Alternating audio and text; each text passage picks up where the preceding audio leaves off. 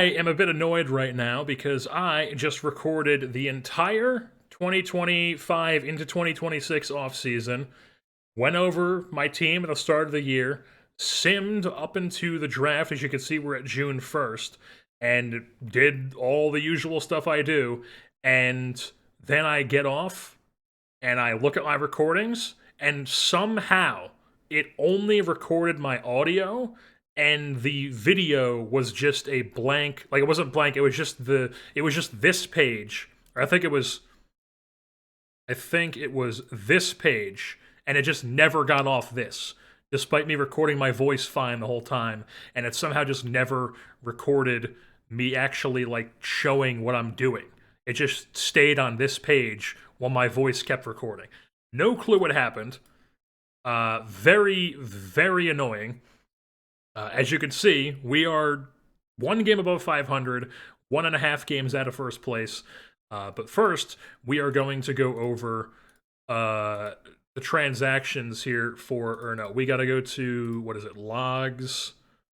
No, it's team history. No, it's logs, there we go. Major transaction logs. We can go to January or October. Yeah, so October is, here we go. So we get to the start of the offseason. Our scouting director retires. So we had to replace him. Liam Hendricks opted out. We did not bring him back. We did not bring back Hendricks, Flaherty, Robles, or Evan White. We put all these guys on 40-man at the end of the year. All these guys got designated for assignment to make room. We also we ended up cutting Anthony Rendon. We just walked on from his contract. He's on the Phillies right now, apparently, with a negative 30 WRC plus, just to show you, how he's been doing. Let's now move into November. I'm trying to see where the first big thing we did was. Wait, how did we get this guy again? Is it not showing the trades? All right, I'm not sure why it's not showing the trades, but here we go. We hired a new scouting director. We've got this guy, Mike Little, insane scouting director, as our scouting director now, because our old one retired. We did not bring back any of these guys in Hendricks, Flaherty, Robles, and White. We ended up getting rid of Anthony Rendon. That was a little bit later on, but this is just going through what happened. Once again, I don't know why it's not showing the trades here. I swear I'm on the right page to look at the trades. But we picked up this guy in a trade with San Francisco because we wanted to get an arm. And I felt like we could move on from Taylor Ward. So we sent Taylor Ward to San Francisco, who has been not performing. This is the first I'm seeing this with San Francisco. And we have acquired, this guy was like a throw-in, as he's in AAA for us right now. And Tristan McKenzie was the main piece returning, who has been fantastic for us here through 10 starts as we are at June 1st. So he was the first big move that we made in the offseason. We re-signed a couple guys through arbitration. Here it is. Why is it showing that? Oh, I'm scrolling through this opposite. Okay, I'm a dummy. No wonder why I'm freaking losing my mind here. I'm like, oh, this is the end of the month, and this is the beginning of the month. But we fired our pitching coach as well. We hired Rudy Brown to be our new pitching coach because he's just better, and Barry Enright was not good. We also extended 3 players. Nolan Shanuel, a 7-year, $100 million extension. He is signed through 2032. The last year is a team option. All of these are under 20 million. We managed to keep it under 20 million for a single season. Logan O'Hoppe also, why is it on OSA? Logan O'Hoppe was re-signed as well to a deal through 2031. His is over 20 for a few years, but he is very, very good, obviously. And as you can see here, he's very, very good to start this season, which we'll get into a bit later on. Griffin Canning, we decided to bring back because I felt like letting him walk would create more issues than it did to solve our pitching issues. So we brought him back on a 3-year deal where it's 2 years guaranteed, and the third is a player option because I felt like 14.6 was plenty for Griffin Canning. And then we got Tristan McKenzie, which I said. We got some guys on arbitration avoiding deals. We now move on to December, where we signed Brandon Woodruff in free agency. He was one of our big signings here. He was not ideally what we wanted with this contract, but he would not budge on anything more than like 5 years. So we did this thing where it's 3 guaranteed at 17.2. He has an opt out after that third year where it drops down 2 million, and then he also has a player opt out for that second year in 2030, age 37.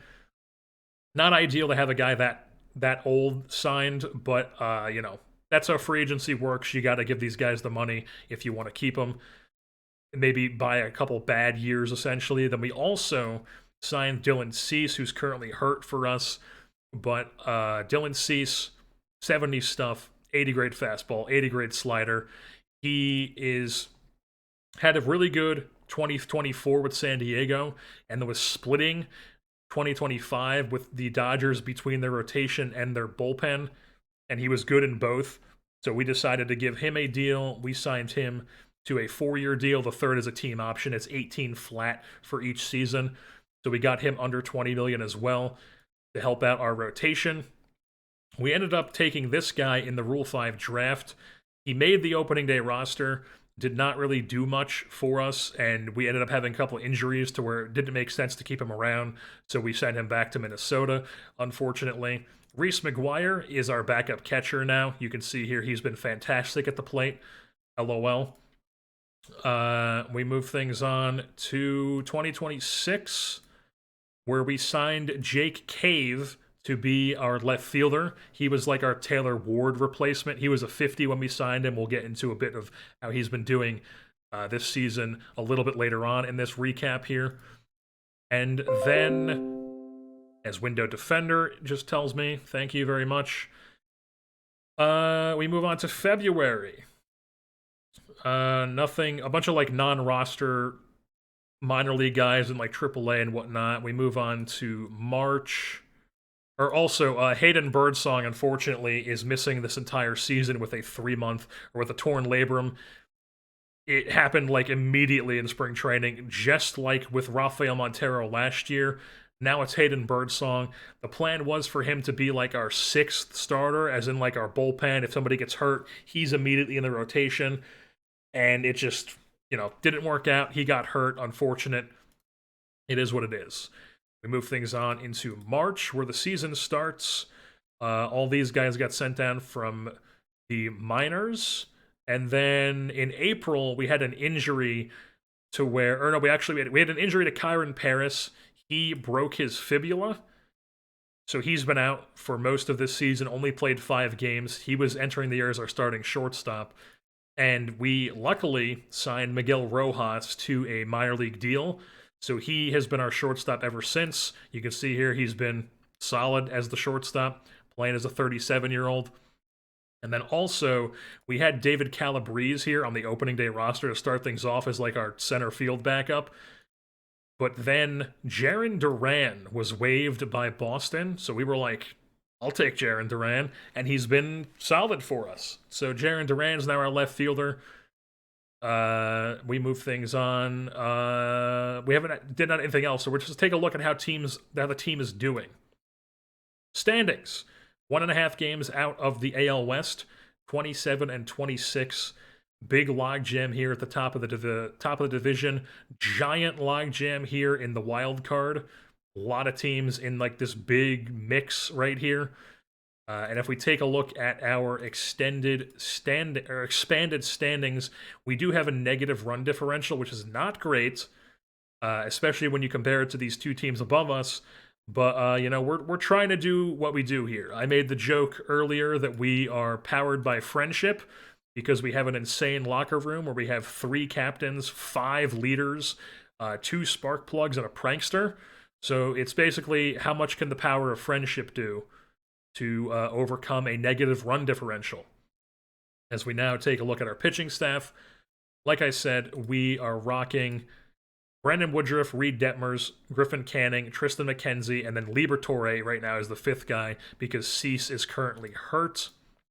The thing that's disappointing about Cease is that he has had a solid ERA, but the FIP is not looking good, and his strikeouts have dropped a lot. He's still walking the same amount of guys. He's giving up a little bit too many home runs. The BABIP is kind of screwing him as well.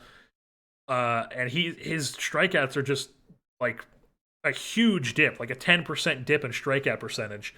Not great. Hopefully that starts to regress once he comes back from his injury. And things do not look that bad in his outlook for his contract here. As far as the rest of the staff goes, Brandon Woodruff has been like fine. He's been like a slightly above average ERA plus, league average FIP. Tristan McKenzie's been solid, like I showed, 137 ERA plus, 88 FIP minus, striking out a ton of guys, not walking a lot of guys. He's been very good. We have Reed Detmers, who has been like fine, solid FIP minus, league average ERA plus, doing his thing. Griffin Canning, unfortunately, has been shaky to start the season. It has been better in May, though. Really bad start to the year. Really good May, though. So that's good to see. Starting to turn things around. And then Liberatore is the fifth starter right now because he was in the bullpen for us, pitching pretty well, and he was just the plan to be like, if somebody gets hurt, Liberatore gets moved up because he actually had an increase in control in the player development lab in the offseason. That's another thing I forgot to go over is the player development guys. But Liberatore is now the fifth guy. Silseth was in AAA to start the year. He's now our long man because Kyle Bernovich was in this role and he was getting lit up. We have Brusdar Graterol rocking the stopper role, high leverage, secondary. Clevenger set up high leverage. He was a second stopper where we were mainly just relying on Bachman to be like the third guy. But Clevenger got off to a really slow start here. You can see his splits. Really bad April. A little bit better of May. So the plan with him is to essentially see how he goes from here. If he has a bad June, we're going to waive him and move on from him. But for now, he is on the staff, and we're going to see how he handles the month of June. Sam Bachman has been fine-ish, not great, but, nothing to be too worried about, but he is walking a decent amount of guys. Not great to see there. Thiago Vieira was good. We also sent down, if we go to AAA, Bernovich was very bad in LA, so we sent him down, and that was when we called up Silseth. And who else did we send down? Ben Joyce. Ben Joyce was very bad, so we sent him down. And up in the big leagues now, we've got Cole Reagans, who we signed on a minor league deal, as you can see. They kind of don't have him to be like what he is in real life in this game, where he throws 91, 93. He throws much harder than that in real life. But I guess they just didn't update him in this game to where he's throwing super hard. At least I'm pretty sure he throws harder than this in real life. But anyways, he was shoving in AAA, so I felt like he deserved a call-up, and now he has basically filled the role where Liberatore was the middle relief specialist lefty. And then we also have Nick Vespi up, who we called up to replace Ben Joyce. Almost called him Matt Joyce! Ben Joyce. So Nick Vespi comes up to replace him, lefty. Hasn't pitched yet in the big leagues, but he was solid for us last year, and he was very good in AAA to start the season. So that is the state of our bullpen and staff right now. And if we take a look at our lineups, we sort by WRC plus. Logan O'Hoppe tearing the cover off the ball, 169 WRC plus, 13 home runs, not hitting any doubles, but that's what we've come to expect from him. You can see here, he's just not a gap power guy. He doesn't hit doubles, he hits home runs, he drives in runs, he walks, doesn't strike out, does what he does. Logan O'Hoppe doing his thing. Zach Neto has been very good. I thought about extending him in the offseason, but I decided not to because I was like, 2 WAR, good, like to see some more from him. Not really. His strikeout percentage went up, his walk percentage went down. His WRC plus went down. He's not a great defensive second baseman. At least he wasn't last year. He's been fine this year, it looks like, treading water. And so far, he's on pace for just a 4.7 WAR, 20 home runs, 30 doubles, 37 swipe bags. So, he's doing that just to spite me. And then Jarren Duran, like I said, we claimed him. He's been good for us in limited time. He was swapping every other day in left field with Jake Cave in left field. It would be Cave, then Duran, Cave, then Duran, Cave, then Duran. But right now we have them both in the corners because Joe Adell, who got off to a scorching start here just recently, literally yesterday, May 31st, tore a thumb ligament. He's out for 2 to 3 weeks. He is on pace for 40 home runs, 30 doubles, almost 30 stolen bases, and a 4.5 WAR. What you want to see from your corner outfielder? Joe Adell taking a step. Love to see it. Don't love to see that he's going to miss some time, though. As we go back to the lineups here, Mike Trout, he's been doing his thing. A little bit of a Logan Hoppy to his game right now. On pace for 18 doubles. Would love to see that get back up the 20s. But right now, things are not looking in that direction. Still on pace for 30 home runs, though. Still playing a decent center field. We did get him some time in spring training at left field and first base to give him some more positional versatility. But for now, he is our center fielder. We also have Nolan Shanuel. Not the biggest start of the year, but obviously still above league average. Still hitting well enough. Definitely plenty of time to jack that WRC plus up and be on pace for more home runs than that. Jordan Westburg, we said we believed in his bat. He has been around league average. I literally said in the offseason, if we can just get a league average bat from him, because I don't think he's going to be a 55 WRC plus, he'll be solid. League average bat, he's been solid. Ronnie Mauricio has been our first baseman. He has kind of struggled in May and then tore the cover off the ball in April. Actually won player of the week in late April as well. So Mauricio has been solid. I believe in his bat as well. We're going to keep rocking with him at first base for now. And then Miguel Rojas has been our shortstop, like I said. Jake Cave, unfortunately, has gotten off to a not great start for us here. He has been okay. He's treading water in left field, I should say. But, I signed him mainly for the gap power and the power ability. He has not been what we expected, but we're going to keep rocking with him because he's what we've got right now and hope he can turn things around as the season goes on. And then once Adell comes back, he'll probably drop to the bench role as Jarren Duran will continue to play left field because he's actually leading off for us right now because he's got a 380 on-base percentage, and it was Neto leading off and Adell hitting fifth because Adell was tearing the cover off the ball. And just to get a bit more power potential here in this fifth spot, I had Neto there and Duran in the leadoff spot because Duran leads off in real life for the Red Sox, so I figured we might as well have him lead off and Zach Neto with the more power potential there in the fifth hole. Then Mauricio, Westburg, Cave, and Rojas were then against lefties. Edie's Leonard is going to play against lefties. Didn't really play too much to start the season, but we are going to trust him to play against lefties, and he is also more involved in the bench when it comes to righties as well. Jordan Adams just recently came up once we had the Adell injury happen. Nick Gonzalez has been not great as a bench player, but he's, a bench player. We're going to keep rocking with him for now. And then Charles LeBlanc recently came up as well, has not played yet. Was not tearing the cover off the ball in AAA, but we respect him as a player.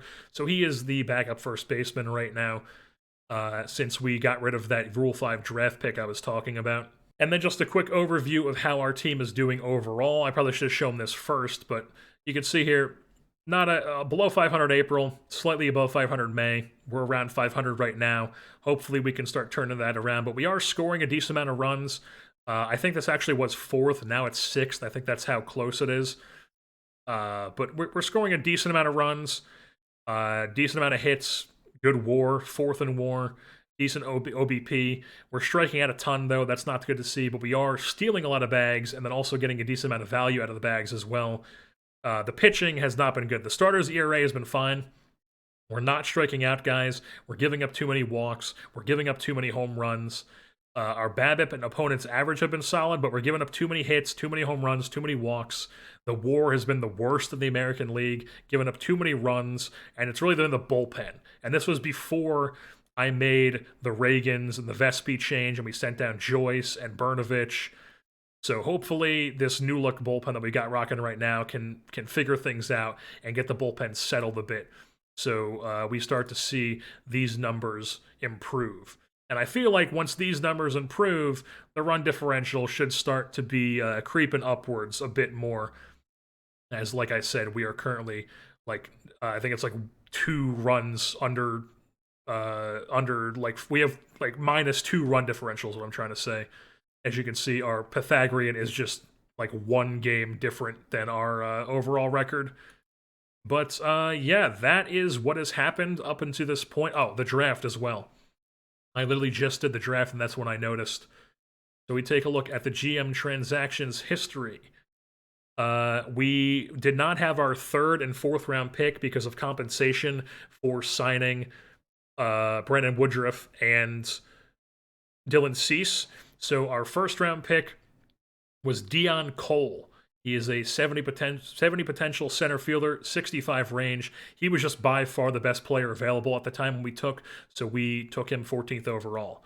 And in the 2nd round, we took this guy. This draft class was not great. It was a lot of like high school, like 50 potential guys once we got to the 2nd round. And I just felt like Cameron Johnson here was a better outlook player because he's a college arm, prefer college arms, high work ethic, high intelligence, a lot of blue in the personality. And I feel like he could be like a solid pitcher for us. The control's probably going to limit him from being a starter, but he could be like a 5th starter if you wanted him to, or he could be like a lights out reliever. So Cameron Johnson was our 2nd round pick, also out of LSU, like our 1st round pick last year was. Then, like I said, we missed our 3rd and 4th because of compensation picks. 5th round, we took this guy with 70 range, another rangy, decent bat outlook center fielder, high school guy out of Stone Mountain, Georgia. He was our 5th round pick. 6th round, we take another decent outfield high schooler, committed to Arizona, high leader, high intelligence, loyalty, adaptability, decent player to have.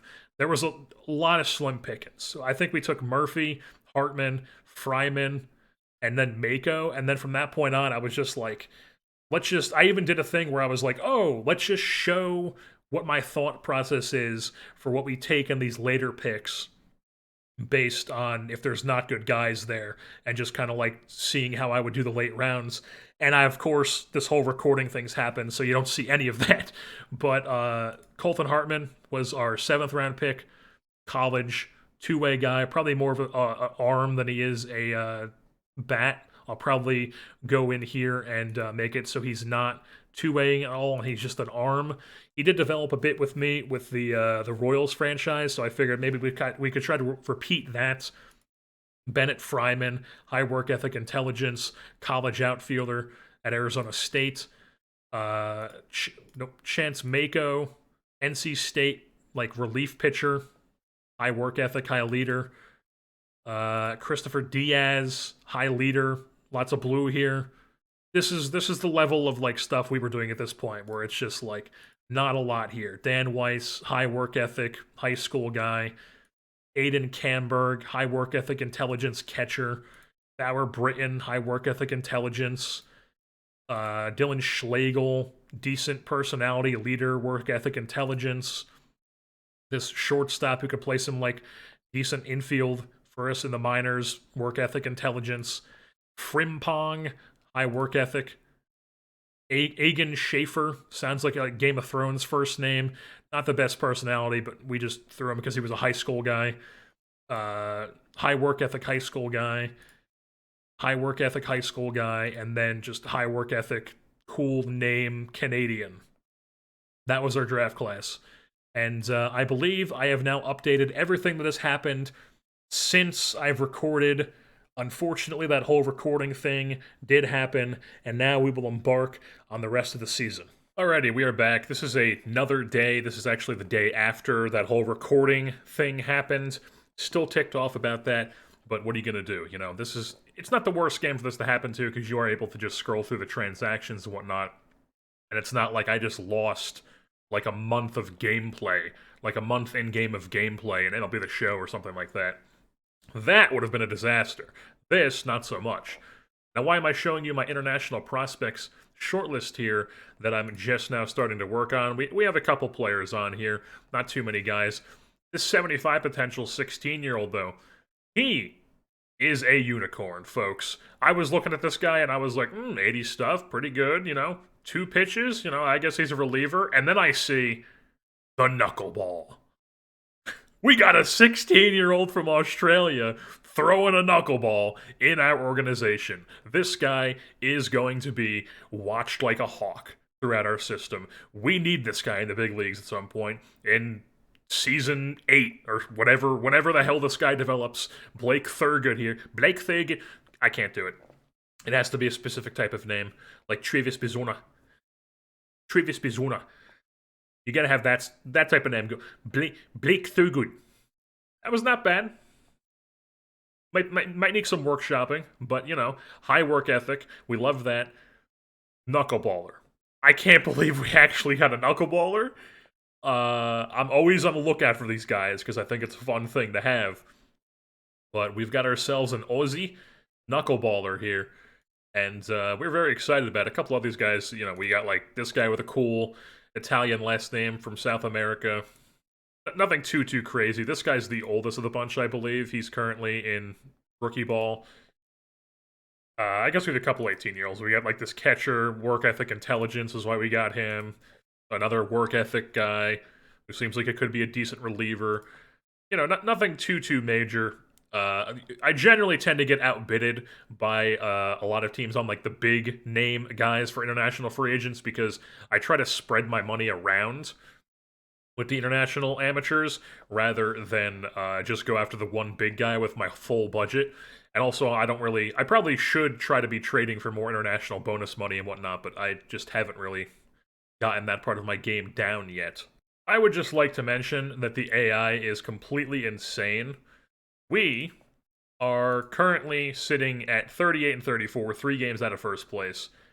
If you take a look here, we've been playing decent. We lost a series to Colorado in Colorado. That's kind of a bummer, but we're on a 3-game win streak right now. Beat Oakland in the series, won the first game of this Miami series. We won this Cleveland series, got swept by San Diego, won this Washington series. Swept the 2-game set with the Dodgers. So we've been playing fairly well here in June. 11 and 8 so far on the month. Our hitting is still pretty like middle of the road, I would say. We are base running quite well. 7th in runs scored, 4th in WAR though, but middle of the road for the most part. And then our pitching, the starters ERA is now 2nd, and the bullpen is still lagging behind here. As well as the home runs allowed, the walks allowed, and the strikeouts allowed, but the defense is still really good. Our BABIP and our opponent's average is quite respectable though, and so is the runs allowed. It's just we just need to get a hold on the home runs and the walks. Really, everything else is pretty solid.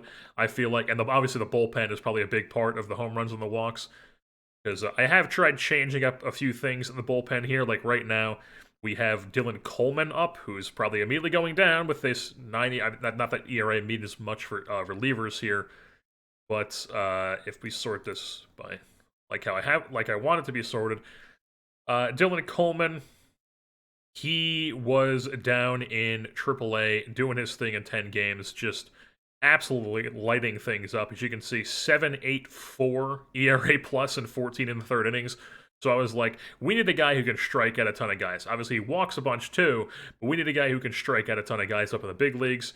And he's come up and in 3 2/3 innings has not done that. He's just walking everybody, giving up home runs, and not striking out in 2 appearances. So that's not good to see. Bryce Montez Dioka, we called up because he's a similar profile, throws hard, big stuff, wipeout stuff. And he was not performing well in AAA, but not pitching too often. But he has come up and pitched 2 appearances and been scoreless. So that's good to see. 9.99 ERA plus is very solid, obviously. But yeah, he's going to stay up. We're going to see what he's doing. We're probably going to make a change with Coleman here in a second. But that is not also why I wanted to say the AI is dumb. It's also because our bat situation, right now we have Adele on a rehab assignment and Dylan Cease on a rehab assignment. So Cease is going to be coming back soon. He hasn't even pitched in his rehab assignment yet. Joe Adele Has played like 5 games down there. He's kind of struggling, but it's fine. We are going to call him back up momentarily. And the plan is to try to get some more. Oh, Nick Gonzalez is on fire right now. I did not see that. But the plan is, like, right now we are rocking. We sent down Edie's Leonard because he was performing really poorly. And we called up Cannon Smith and Jigba here to give him some chance as like a bench piece bat. He's barely played. It hasn't done anything in his appearances where he's barely played. But he's also just like not like an ideal. I mean, he's fine. He's fine. But there has been a guy I've been keeping my eye on, which we'll get into in a second here. And we're rocking Jaren to right and left still, who's still doing his thing. I also changed, you can see this, I used to have this on games, because I didn't even know you could change this. And I was watching my guy Sporer play his Guardians save, and I see he has this on splits, and I'm like, holy shit, that'd be useful. No wonder why he has it on splits. And yeah, so that's why we've got that now. But you can see here, he's still doing his thing here with Los Angeles. 120 WRC plus and 165 plate appearances. Still getting on base at a decent clip as well as our leadoff man. So he's going to keep rocking that left field spot. But then Jake Cave has been... He's actually starting to turn things around, but he's been mainly disappointing. We're not going to get rid of him, obviously. He's been actually quite good here in June. As you can see, 130 WRC plus. I still have to go to this page for the month-to-month splits, but it's very useful being able to just look here and be like, oh, against lefties, he stinks, and has 6 plate appearances because he's in a platoon. And if we take a look at that platoon, right now we have Charles LeBlanc playing as the left fielder against righties. And he's got 6 plate appearances against lefties, or against righties. So he's hitting against lefties. What am I saying? He's playing against lefties. I'm a moron. I can't talk. I can't see. I can't read. Charles LeBlanc playing against lefties. 6 plate appearances. We know the guy hits lefties. He's been in the lefty platoon before. But right now, I wanted to get like another possible option as a lefty off the bench rather than Cannon Smith and Jigba, somebody who's more of like a veteran and I feel like has been raking in AAA more than Cannon Smith and Jigba, and I've had my eye on him. You can also see Jordan Adams here has just been dreadful at the plate in his limited appearances, but I mean, he's literally only just playing to spot Mike Trout in center field occasionally, and as you can see, he has played 2 games in center field, 1 in left, 1 in right, so I guess he is playing some corner outfield too, but whatever. Cannon Smith and Jigba in AAA. I guess he was pretty good. 141 WRC plus is quite good. So maybe we will keep rocking with him here. We won't do this trade I'm thinking of doing. I also added OPS into the overlay here because I like just having that and seeing that. And I also took away OPS plus because it's basically just always within like 1 or 2 numbers of OPS plus or of WRC plus, and I prefer WRC plus. That's just what I use in real life. So I just have that on there. But yeah, so we'll probably keep rocking with him as this bench lefty bat here and see how he does. We do have him playing like every 5th game with Jake Cave in right field, just to give each of them like a decent amount of plate appearances there. But we are trying to finally what I'm getting to here is saying the AI is dumb, AI is ridiculous. Is I'm trying to get Seth Brown, who has been in Chicago for the past 2 seasons, down in AAA. They refused to call him up. He absolutely tore things up with 37 home runs and 22 doubles in AAA last year, 600 slug, and he's basically doing the exact same thing this year. And he's got 60 gap power, 60 power, 50 eye. He's like a decent bopper bat to have in the corner outfield. They're playing him in center down in AAA because they're stupid, but we would be playing him in a corner in the big leagues would be the plan. And the White Sox just refused to call him up, so I'm like, clearly they don't want the guy. He'd be easy to get. So my first offer was, hey, we'll give you Cooper Hummel. We're basically just like swapping early 30s, like 4A guys, essentially. Because I don't really ever plan on calling up Cooper Hummel. I signed him to a minor league deal. He's been in Salt Lake. He's been fine down there. But he's basically the same exact profile as Cannon Smith and Jigba. We don't need Cooper Hummel on the roster. So I offer them, and they're like, "Get out of here! Give us one of these guys. Like, give us this 17-year-old international guy. Give us this guy who was your first round pick in 2024 and has struggled in the minor leagues, which that's very disappointing to see. Give us Tristan McKenzie. Give us the center field prospect that you like a decent amount. Give us Ben Joyce. Give us Ronnie Mauricio. Give us Sam Bachman. You're one of your only good relievers.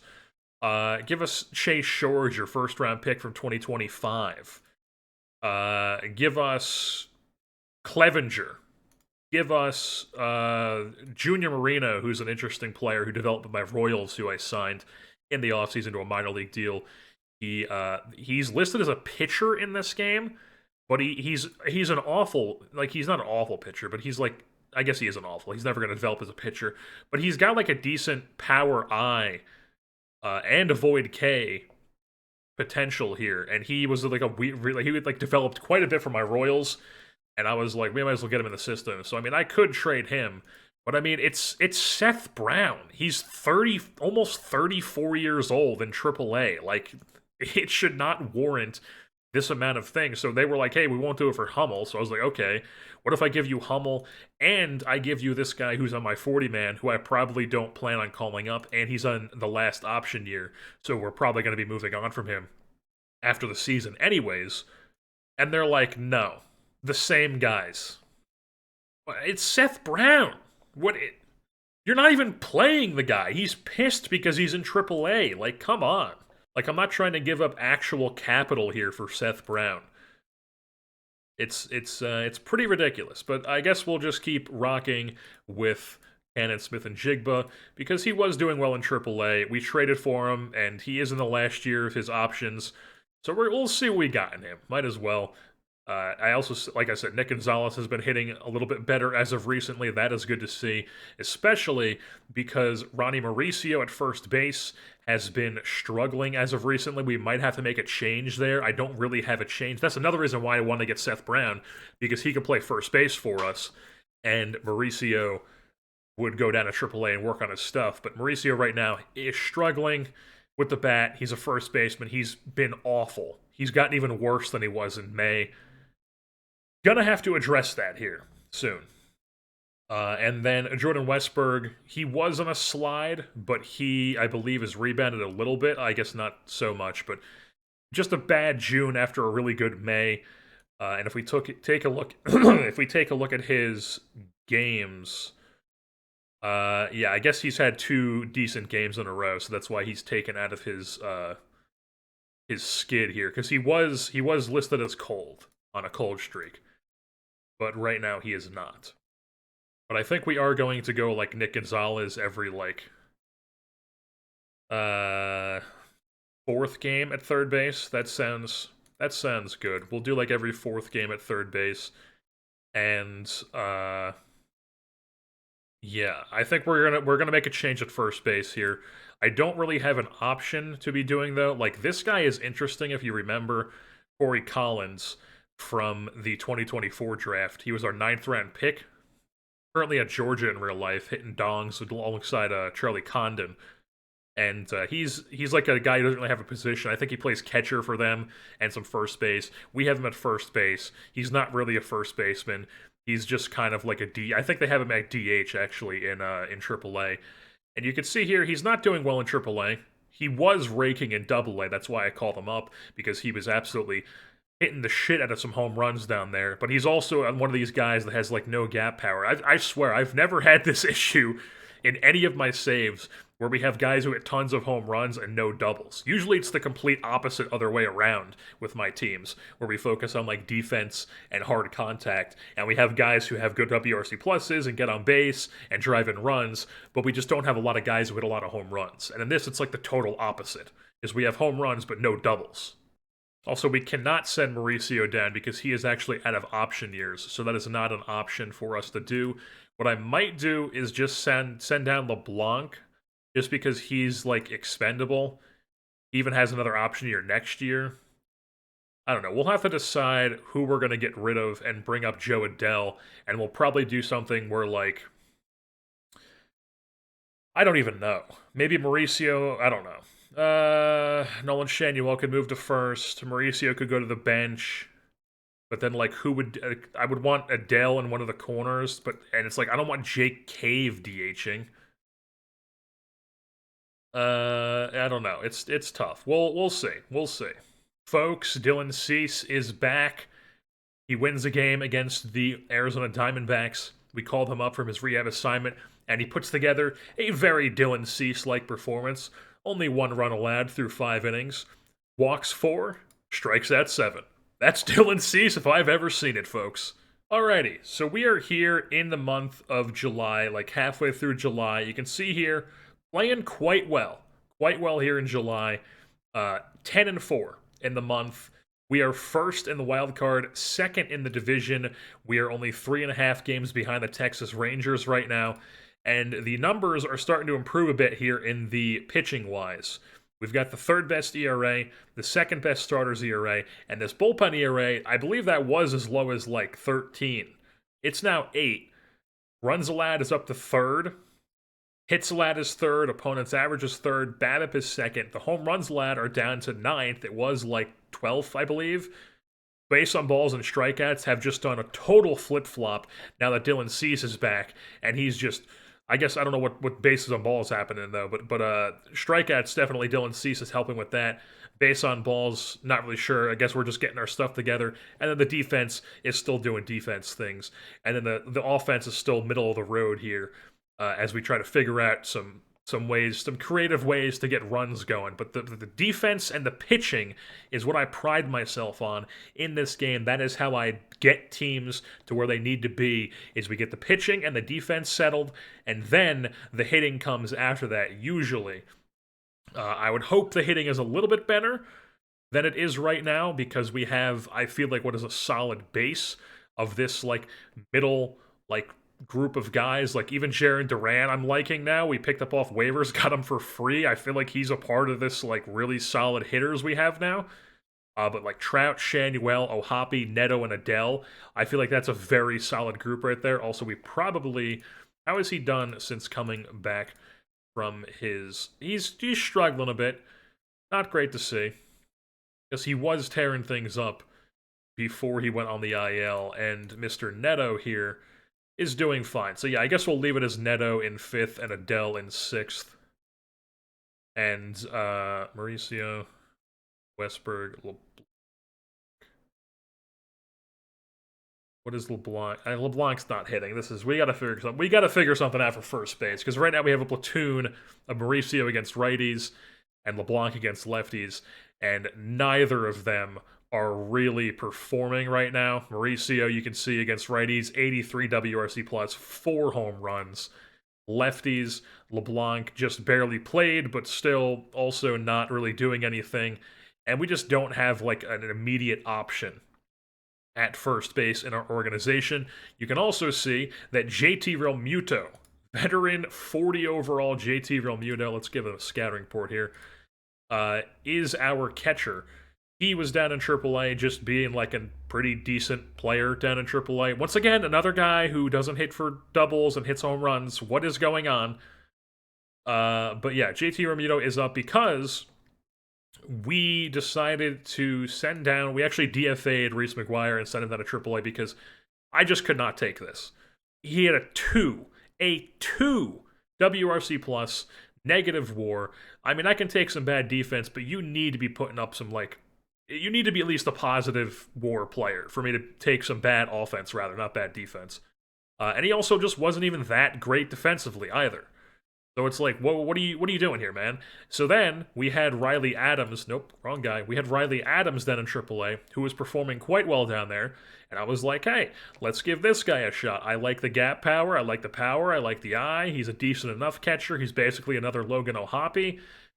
So we give him a shot. He comes up, plays 3 games, strained MCL. So then, we got to dip back down in AAA, and that is why JT Realmuto, who was another minor league signing of ours, is on our roster, because he has just totally fallen off a cliff, as you can see here. He was pretty good in 2024. Actually, I mean, really solid, honestly. And then in 2025, went to the Cubs for some reason. Did they trade. Yeah, he traded to the Cubs for Kevin Alcantara and Angel Solarte. And they have Alcantara in Double A for some reason. But anyways, he goes to the Cubs. Is just awful. And then his career just tanks at that point. He's in free agency this offseason. We signed him to a minor league deal. He's pretty fine. And now he's played one game in the big leagues, and he has scored 2 runs, and he's got a 185 WRC+. So good to see, but it is one game. And he's also playing just like whenever Ohapi is tired. So it's not like he's a key part of our team here. What we need to figure out is the first base situation. Also, Jordan Adams continues to do nothing at the plate. Not what you want. We might have to call up somebody else or figure that out. But it's not the main issue here. The main issue is that we are trying. Also, Jake Cave has gotten his WRC plus up into the triple digits once again. The main issue is that we need a first baseman. That is probably our number one need here at the approaching deadline here, because we're trying to get to the playoffs, baby. We're trying to get Mike Trout into the playoffs. It's Operation Get Mike Trout a Ring. And, I mean, the guy's been in the playoffs, what, one time in his whole career? And we've already wasted 2 years of him here. And he's getting up there in years. He is almost 35 years old. We don't have too many more years here of, like, solid contributor Mike Trout. Like, he's going to be, like, not the center fielder for us, maybe even next season. He might be our left fielder. Maybe he's first base next year. Who knows? But he might do a Bryce Harper for us, depending on if we can get a legit center fielder. But, yeah, I mean, we're trying to get to the playoffs here. We're only 3.5 games out of the West. We're in the lead with the Yankees, tied for the Yankees for the top wildcard spot. So, I mean, we're not, like, sitting here on our hands just, like, being like, well, you know, we're going to keep rolling with what we've got and try to get the playoffs. Like, no, we're trying to pick up a first baseman here. I haven't really looked at the trade block at all to see if there are any decent first base options. Like, I guess Jake Berger, but not really. Like, who are some guys who were hitting here? Batting stats, OPS plus. Gurriel, of course. He got cut that 1 year. Now he's in Kansas City just lighting it up. Very interesting. Very interesting indeed. He is a first baseman. What is Kansas City doing? Kansas City, they're bad. That could be an option.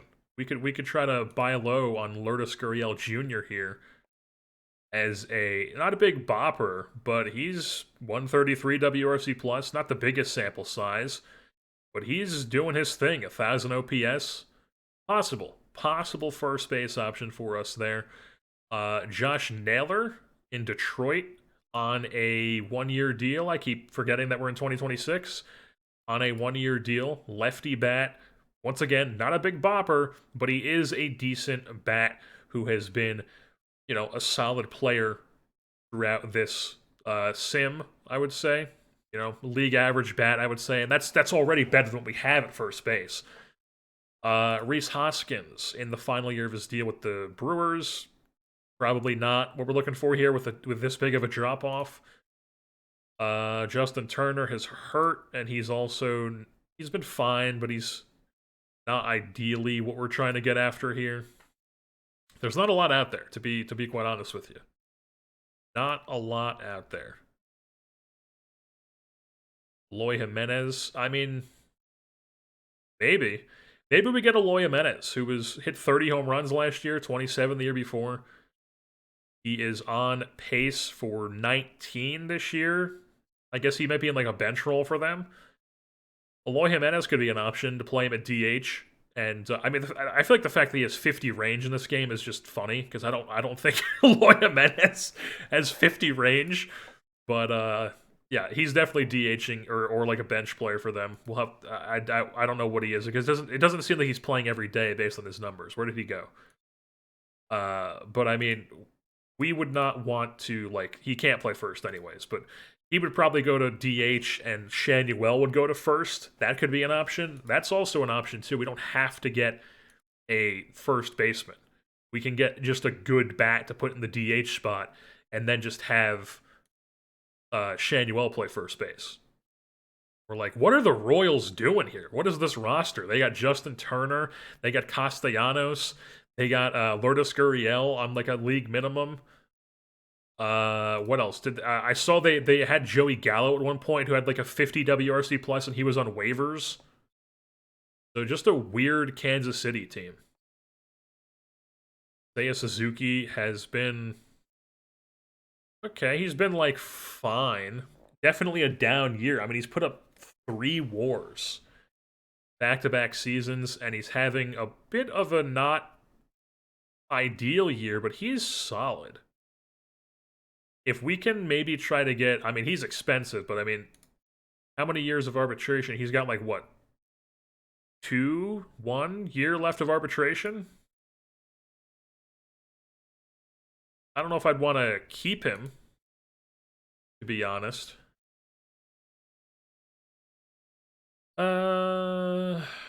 Yeah.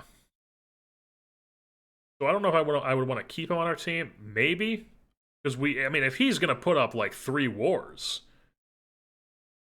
I don't know. He might be an interesting like get now and then hope he can return to this form type player. Because he's not like the oldest player in the world, and he's proven that he can do this in our sim. And maybe he's just gotten off to a slow start. I mean, yeah, he's heating up. He's heating up, folks. He's heating up. I think we found our man. I think we found our man here. Seiya Suzuki. What do we have to give you? Also, for some possible reinforcement at some point, Nelson Rada, almost 21 years old. He was first year of the season, first year of the franchise. He was like fine in high A, not really anything to write home about. Last year in high A, we repeated him at the level 2 WAR, around league average bat, 22 doubles, decent player. Then we moved him up to double A this year because I felt like he had enough ABs in A ball. Boom, 2 WAR, popped the WRC plus by 20 points, 14 doubles, 14 home runs. He's walking a ton. He's striking out less than 20%. He's got an 862 OPS, 20 swipe bags. He had 55 swipe bags the year before. This guy is interesting as a corner outfield bat, lefty hitter. We moved him up to AAA to see what we can do for the rest of the season. Maybe he comes up at some point this year. Maybe he doesn't. Probably ideally he comes on next year's team, but as of right now, Nelson Rada is definitely very interesting to keep our eye on. Something fishy is going on here. We offered the D-backs David Batista, who is this like bullpen international free agent guy that we signed, who could be like a decent reliever someday. He's far away from the big leagues. I don't really mind giving up a guy like this. I was just, hey, our prospects are still limited. Let's just throw this guy, see what they think of him. And then also, we couldn't even do the deal because our budget is not the greatest right now. We do not have the most money available at the moment. You can see here we've got some increases in the revenue and everything, which should help with that. We're also projected to get an increase in budget next year, which is good to see. But as of right now, our total money available is not great. We also have, you can see right here, Anthony Rendon. I guess Anthony Rendon, we already got rid of him, so we released him. His like 36 million. I'm pretty sure that counts towards this money. So maybe next year, the fact that we're not paying him is going to be taken out of that. I'm pretty sure we're going to have more money once we hit the offseason, is what I'm saying. But we obviously did pay Dylan Cease, Brandon Woodruff, Griffin Canning, Ohapi, Shanuel, Detmers, and then McKenzie. We're going to have to make a decision on him once we get to the offseason as well. What is he looking at right now? Okay, that's not too bad. 11 million. I might try to get you like 4 years, 3 years, 3-year, 4th-year team option. But we'll look at that in a second here. But for now, so the point is, don't have a lot of budget. So we were like, hey, we can't even do this Suzuki deal because he's making 18 million. He's projected for arbitration next year as well to go up to 20 million. How about if just for this year, you guys retain 50% of this, just to give him like a starting point. And I'm like, hey, retain 50% of Suzuki. We'll give you this guy. And they're like, okay, we're interested. How about a bunch of these high work ethic dudes you signed to rookie ball who were like completely nothing? What? So like you're telling me that if I add this guy, you're like, done deal, brother. You would give me, is it because he's injured? But he's only, it's a day-to-day, 2-day injury.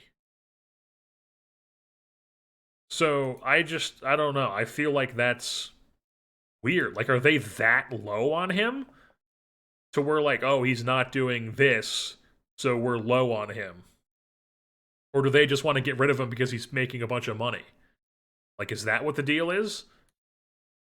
Because like I said, like, well, we accidentally back to her. Like I said, he's proven that he can be like a close to 4-WAR player, 20 doubles, 20 home runs type guy. And we just saw that his splits, he's heating up, folks. I mean, he's putting up some serious WRC pluses here, June, July. Are they just not aware of this? What is going on? I feel like this is ripping off the CPU, but I don't know. Maybe they just don't want to pay him the 20 million because it can't be the fact that he's out for 2 days. It can't be. There's just no way that's the case. But I think I'm gonna do this, and then we'll figure out the money situation when it gets to the off season. You know, I'd like to bring Suzuki back for another year. We'll have to see how it goes, but we're gonna do this. We're gonna trade for Seiya Suzuki here. Boom, he's on our team now.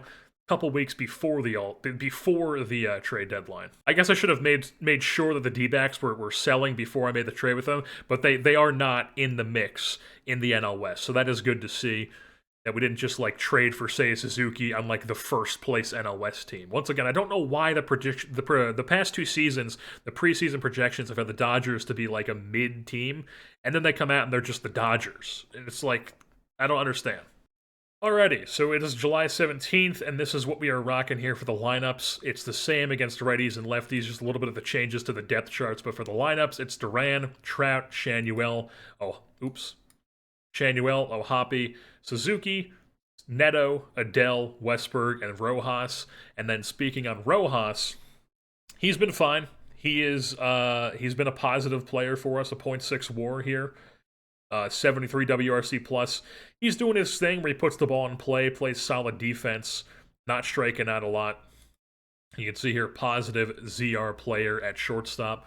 But the thing about him, he is playing, and he also has no options. I don't really want to get rid of him because, I don't know, it feels like DFAing him would just be not ideal because I don't think he would probably decline a option down to the minor leagues.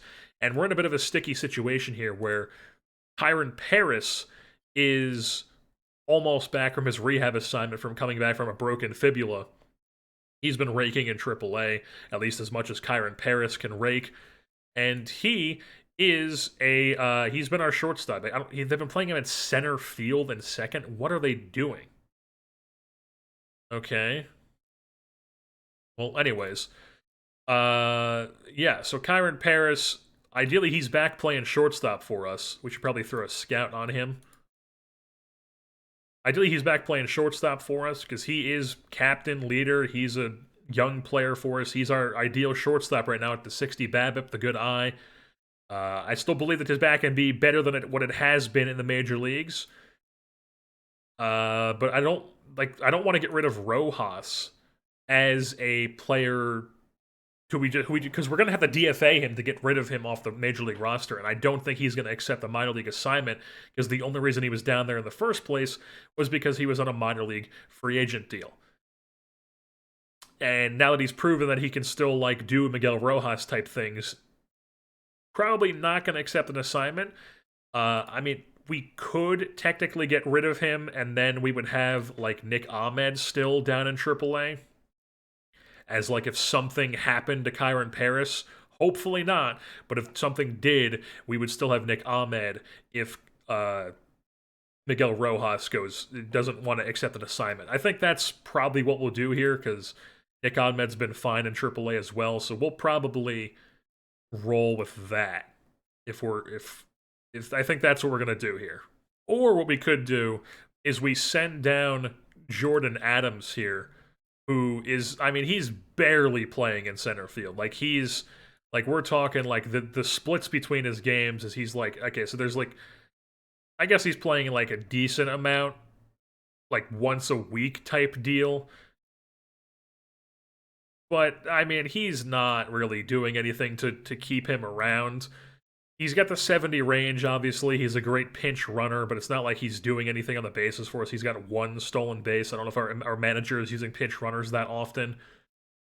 We could send him down and then just have like Jordan Adams, or Jordan Adams again, then just have like Jake Cave be like the center fielder whenever we need a center fielder, or Jarren Duran, probably more ideal. We could just shift Jarren Duran to center whenever Mike Trout needs a day off in center. I think that's what we'll do here.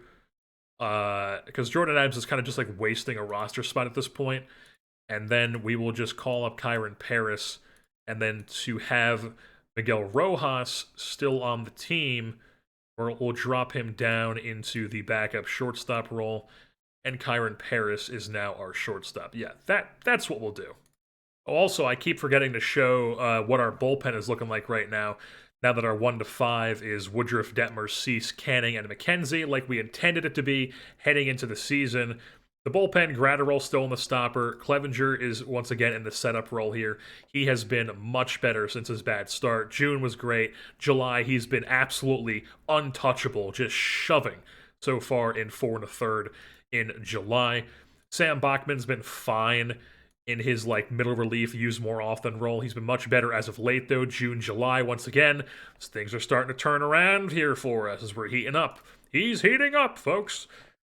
Cole Reagan's still doing his thing, still pitching quite well. We want to change this back to splits.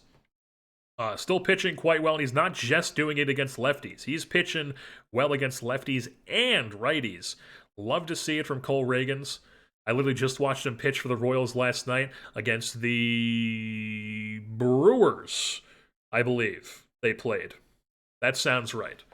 But anyways, Alex Claudio, we called him up because we signed him to a minor league deal, and he, at one point, I saw actually got a boost to his stuff and his velocity. And I was like, Alex Claudio's getting a velocity boost? I like that. So we just called him up. He was down in Double A because we didn't have him in Triple A because we had too many guys in Triple A. He was down in Double A, down there shoving in Rocket City, and we called him up. 4 1/3. He's doing his thing. He's doing Alex Claudio stuff where he doesn't walk anybody as the soft contact. Love to see it. Always one of my most hated guys to face in MLB The Show because he just has that funky arm angle. As I accidentally just move. Actually, no, I didn't move anybody. What am I saying? Silseth is now our long reliever, who he was, and he's pitching much better. You can see here, dominating lefties, solid against righties, kind of like a reverse split situation going on, even though it does say he's better against righties with his ratings, but it just happens to be working out to where he is pitching better against lefties right now. But he's doing well in that long relief role for us. And then Matthew Liberatore is down in the specialist role, with a secondary as middle relief because he, I guess, hasn't been great. But this was much better against lefties than it was righties. Now it's kind of middle of the road for both. If we take a look at the splits, hasn't been the greatest. Now that I'm seeing this, we might send him down just to get another righty up in the pen, honestly, because I feel like we have 3 lefties. Probably don't need a 4th lefty, especially since this guy's not doing well. Yeah, we're going to send him down to AAA. All right, we made our change here. Jose Soriano is back up from AAA here. He was just kind of the odd man out when it came to the start of the season. Just the odd man out when it came to, like I said, cuts at the beginning of the season. He had options. He was great for us last year. He was solid for us in 2024. He's been great in AAA. You know, he's shoving in Salt Lake, of all places, so I feel like he deserves a chance to come up here. He's got the big stuff, the big slider-sinker combo here. Extreme ground ball, throws hard. He's striking at a ton of guys. We love to see that, so we are going to have him up here in the big leagues. He actually expects to be a starter, which is interesting because he's got really good stuff. this probably wouldn't tick down too much, and he has the 35 stamina, which is definitely interesting. If we were in a spot where we were like, hey, we need a guy who could give us some innings in the rotation, I would not be opposed to giving Jose Soriano that option, but we obviously do not need that right now as we have these 5 studs in here getting it done, shoving. We're paying money out here to try to get these guys have these guys get us to the playoffs. Can we please get the scouting report on Dylan Cease? Thank you very much. The All-Star Game rosters have been announced, and we have a couple guys in here. Brandon Woodruff made the All-Star team with his 3 ERA, 7-3 record, 1.5 WAR. You can see here he has been quite solid here for us this season. About what we expected when we signed him to that deal. So Brandon Woodruff, love to see it. He is back in the All-Star game. Brusdar Graterol, our closer, is in the All-Star game as well. He has been fantastic in that stopper role for us this season. Love to see it. Bit not as conventional of a closer for us because he isn't that stopper. He doesn't have as many saves as Bautista and Joan Duran does, but still very solid player for us. Logan O'Hoppe made the All-Star game. That's 3. Count them up. 3 All-Stars. He's got a 4 WAR essentially, 3.9, 164 WRC plus here at the break, 24 home runs. Love to see it for O'Hoppe. Kyle Teal up with the Red Sox being an absolute monster. My God. Man, that is incredible. Well, we've got O'Hoppe, who's good himself. But anyways, move things on. And we also have Mike Trout. Mike Trout made the All-Star team as well. 3 WAR, 23 home runs, 15 doubles. He's doing his thing. Mike Trout ended up here. And then I don't believe we had anybody else. I don't think, Neto did not get in. And Odell, I call him Odell Beckham. Joe Adell probably could have gotten in if he did not get hurt, because he was tearing things up like the first 2 months of the season. He had a ton of home runs. He's starting to come back on because he got hurt, was struggling in June a little bit. Now he's starting to come back to life a bit more. Love to see it. But kind of a bummer because I feel like he could have been an all-star if he stayed healthy and he kept performing like he was through the first 2 months of the season. But as of right now, also Jordan Westburg is heating up, folks. He's got his WRC plus up to 99. It was down in the 80s a bit. He's up to 11 home runs, 18 doubles. Love to see it. We can take a look here at his splits here, just tearing the cover off the ball here in July. 161 WRC plus, 988 OPS. Love to see it. Even with a 189 BABIP, he's doing this. I mean, imagine if he was getting good BABIP numbers. The guy would be, what would he have, a 200 WRC plus if he was getting good BABIP? I mean, Jesus Christ.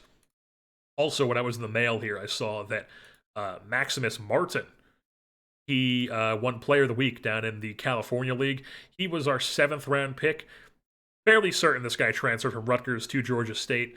In Inland Empire, 66ers. Solid year for him down there. Decent utility player, high work ethic, intelligence. Definitely an interesting guy to keep an eye on. He is on our prospects list, I believe. He is indeed. I've been keeping an eye on him, and he's actually performing quite well this year, so love to see that. Also, Ryan Clifford of the New York Mets beat Jordan Walker in the home run derby. That is crazy. I feel like I know who this is, but the name doesn't jump out to me as somebody who I am very familiar with. But okay, I know who this is. Yeah, he came over in the Verlander trade. Yes, that makes sense. That makes sense to me. I do that would be why that name sounds familiar. But yes, Ryan Clifford wins the home run challenge. Also, you can see here on Who's Hot, basically our whole staff here. Canning, Cease, Detmer, Silseth's the reliever. But I mean, pitching, we're doing the damn thing here in Anaheim, folks. Alrighty, we are here a day away from a day away from the trade deadline, I should say. Tomorrow is the trade deadline, and I am not sure what we are going to do here. I'm thinking we could use like a right-handed, or not even that, so the thing is with our lineups, against righties, loving what we have here. Shanuel at first, Suzuki at DH. We love this outfielder mix. Neto's solid. He's struggling right now, but he's solid. We know what he is. Jordan Westberg's on fire, doing what we expected him to do when we traded for him. Kyron Paris is being a shortstop. You know, he's struggling at the dish, but he has been fine defensively, and he's doing what he does. OOTP tearing the cover off the ball, a 171 WRC plus, 4.5 WAR. I mean, this if he's putting up numbers like this at the dish, this contract is going to pay for itself. And then Shanuel, a little bit of a down year for him, but you know, I still believe in this bat because it is quite good. He's walking less, striking out more, and he's proven that he is more so a line where he strikes out. I guess maybe, I don't know. Maybe he is more so this than he is this. But you know, we paid him, and it's not a big deal. It's not a huge deal. I mean, it's long, but it's not like it's under 20 million. But anyways, we still love the bats here. But then against lefties, I noticed that Duran is just a complete negative against lefties, tearing up righties, complete negative against lefties. We got to do something about that. But the thing is, we don't really have anything to do about that. Where it's like if we take Duran out, who plays left? Jake Cave? He's also a lefty who can't hit against lefties. Seiya Suzuki, for some reason, can only play right field, and I don't want to have him learn left field in the middle of a playoff race here. So we could put Suzuki in right and Adele in left, but then who DHs? Nick Gonzalez? I mean, maybe? Maybe he could DH against lefties? He's not like the most ideal player to put there, but I mean, you could. Mauricio, who maybe, but he's also a guy who hasn't really hit against lefties, and he definitely is worse against lefties. JT Realmuto, maybe we could play him as DH against lefties. The thing is, we don't have the immediate replacement there to be to take Duran's spot in the lineup against lefties. Not the biggest deal, because how often do you play against lefties? But I mean, you don't want to get in the playoffs and then have Duran playing against lefties, is the thing. And then also, we just made a waiver wire claim. Gabe Spire, who we're going to slap a scouting report here on. You can see here, solid ratings, really good control, ground ball pitcher. We love it. He's another lefty, which we don't really need another lefty, but he was just too good to pass up. He's put up multiple good performances in this sim. He got gypped in the ERA, but he had a solid FIP in 2024 with Seattle. Then in 2025, he came up with Seattle, 22 games, 22 innings, really good. 2025 with Oakland, really good. Then he's back with Seattle somehow. I guess Seattle, we claimed them off waivers. How did he get back with Seattle? So they signed him an extension. They waived him, and then they traded back for him. I would say that's a win by Oakland when they get this guy for him. I mean, that's a huge win for Oakland. And then Seattle's just waiving him again, even though he's putting up numbers like this. I don't know what their deal is, but they waived him. We claimed him. We don't have the immediate, the thing is, since we have the stopper who gets the majority of the innings, Clevenger gets a lot of innings, Bachman gets used more often, stopper secondary role. Soriano is probably the most obvious guy to send down, because I like Reagans. I mean, Claudio could go down too, but I mean, I like him. But I mean, I guess Spire is just another. Yeah, I guess Spire is just another version of him. So we could send down Claudio. Unfortunate, but you know, it is what it is. And Gabe Spire, who is not on the 40-man. All right, we waived and DFA'd Angel Felipe here, Angel Felipe, because he was just down in AAA. He's, not doing well, but it is Salt Lake, and he's also a guy who has no more option years after this year, so we probably weren't going to call him up here, and we just needed to make room on the 40-man, so he is the odd man out there. And then Gabe Spire is just going to go into this middle relief secondary specialist role, because he's good against both, but he's better against lefties, obviously, so he's going to be in that role. And, yeah. So that's what our bullpen looks like right now. And I just don't feel like we need to really add anybody to this bullpen with how it's been performing. I trust what we have here in the bullpen.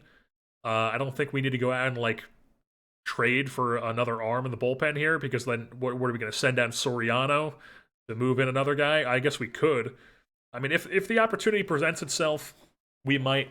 But I think we're good with picking up Suzuki, Spire off the waiver claim. We've got these 5 studs. We don't need to pick up another starter. One of these guys is going to have to move to the bullpen here in the postseason too. Is the thing, and I think what our real need is here is we need like a righty bat who can hit against lefties because we don't have like a legit guy. Like I'm fine moving Suzuki to right, Adele to left, and then having somebody DH. I mean, Gonzalez could be an option, but he's not the most ideal option. We would also have to send somebody down when we trade for somebody. Not sure who that would be. Maybe we do the thing with Rojas we were planning on doing, but then who's the backup short? I guess the Gonzalez and Neto like it was. That's probably the most obvious one here, but yeah. So I think what we're looking for here at the deadline would be a right-handed bat. So just a quick glimpse through here of right-handed bats. There's like Nick Castellanos, who is very expensive, and we're going to have to do some like retaining and give them more to retain to get him. He is a guy who has not been great against righties, but he is raking against lefties. So that could be an option. Put him as the DH against lefties. That could definitely be an option. Veteran guy. Definitely something we could look into here. Another option would be like Justin Turner. I guess he does have a pretty good split against lefties. He's an option to put there at DH. Just all these Royals guys for whatever reason. And then the other one I saw that I liked a decent amount was Sean Bouchard here, who is a guy who has at least one more year of team control through arbitration. It is a pretty expensive arbitration. But he is a solid bat with a gap power, 50 everywhere else essentially with the 55i. He can play some outfield too for you, play some first base. He might even play first base for us and have Shanuel move to DH because Shanuel's a decent hitter against lefties even though he is a lefty bat. But you can see Bouchard here, the 70 gap power against lefties with the 60i, the 55 BABIP. Pretty solid, and the 55 power too. Pretty solid. He's even a good base runner. I'm thinking Bouchard, honestly. I like Bouchard. Castellanos would be cool, but I like Bouchard. So we're gonna try to get him and see how that goes. All right, so we are here at the trade deadline. I do try to prefer to have these trades at least a little bit farther along in the process before we get to the trade deadline and we actually do the mini game thing here. But right now, we offered them Junior Marino, who was that like former pitcher, decent power eye guy, who has a long way to develop, but he could develop to be somebody decent. He is somebody who we offered, and then also Gilberto Gracia, 45 potential, like international amateur guy, because our system is not great, and it's like I don't want to give up our like actual good prospects here. Like if we sort by potential for prospects, like I don't want to give them any of these guys, even though they are high school arms. And it's just like, do I trust that Cam and it is going to figure it out?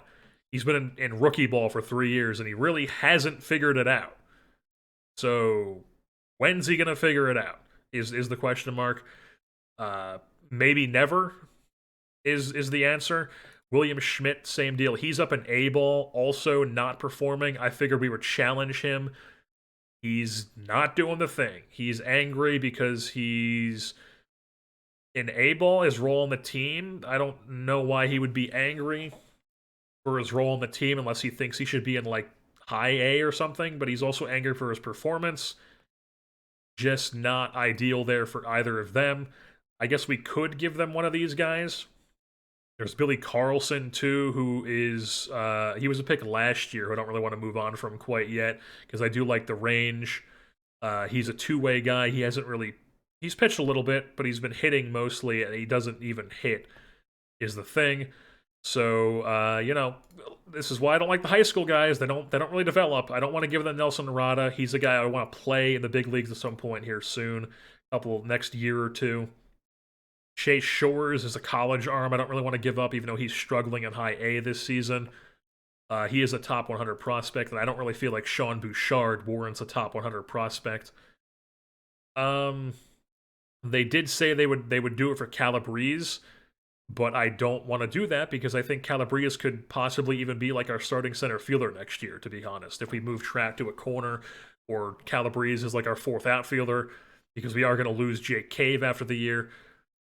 Who knows what could happen? But Calabrese is not somebody I want to give up here. Randy DeJesus, maybe. He's a guy who's performing very well the past 2 years in A ball. Moved him up to Double A just recently, and he's been hitting there as well.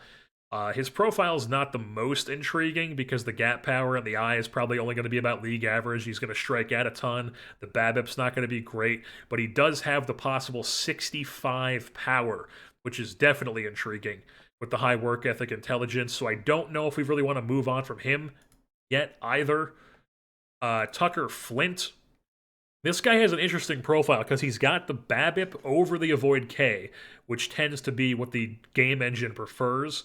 He's got the good gap power, power below average, but he's got the really good eye. And it's just, even with this profile, he refuses to hit. So he's hitting right now in Double A, at least somewhat.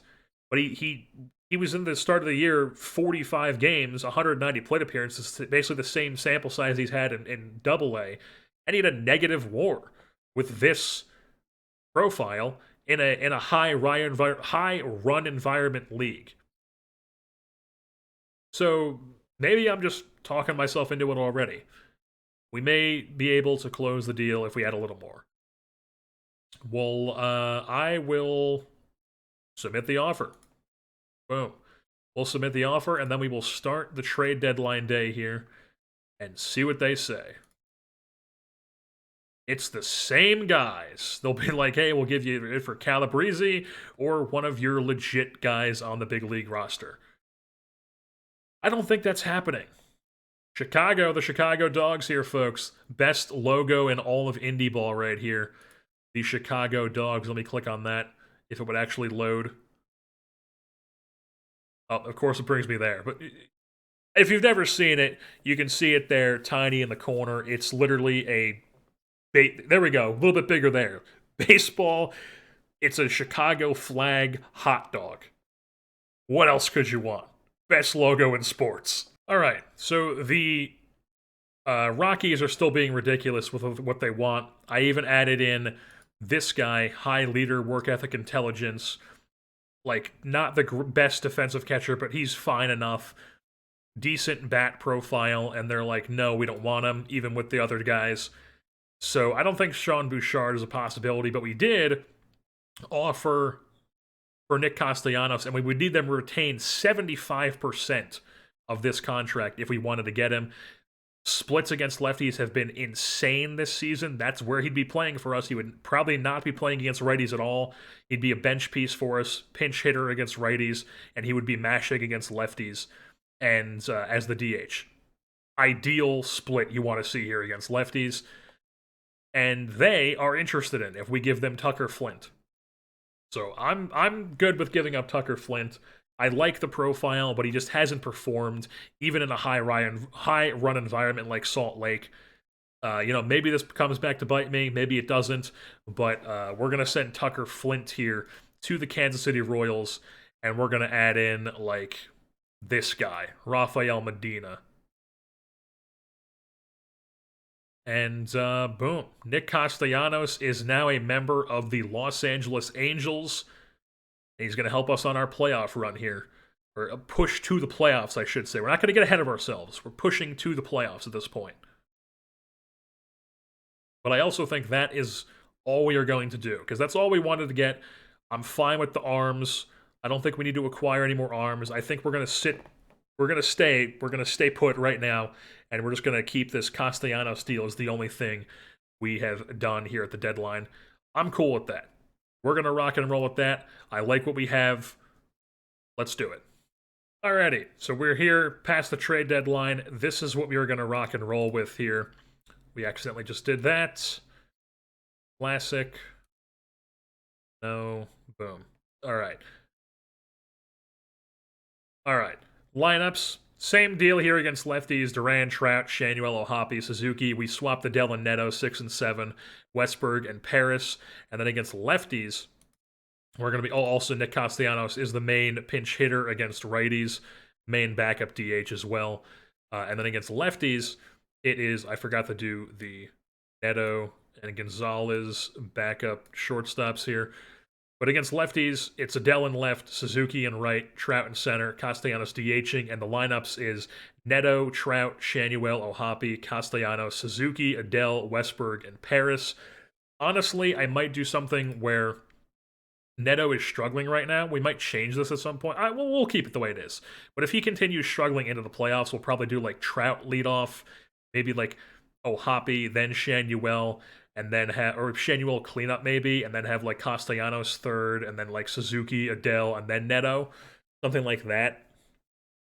We'll rock with that right now. Honestly, we'll go like Trout first, Ohapi second, because he is absolutely. He's got the 411 OBP. He's got the 171 WRC plus. We could play Ohapi leadoff and then Trout, but I think Ohapi in the 2-hole Trout leadoff is going to work plenty fine. And then, yeah, Shanuel cleanup, Castellanos third, Suzuki, Adele, Neto. And I think that's what we're going to rock here for lefties. And this is what the depth charts look like. So, yeah, that's going to be our lineups against righties and lefties. The pitching remains what it is. And we are now going to embark on the rest of the season. A couple interesting guys here in the player development update for August. Nelson Rada.